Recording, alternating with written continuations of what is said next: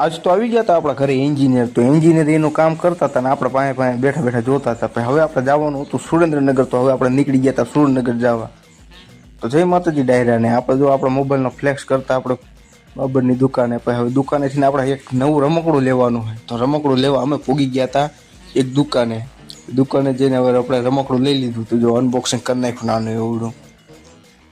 આમાં થોડી સારી ક્વોલિટી આવે ને એટલે રમકડું સારું લેવાનું. એ જોઈ લો, આ પડ્યું આ મોબાઈલનું ખોખું. એટલે ખોખું લઈને હવે નીકળી ગયા હતા એ પાલટી દેવા.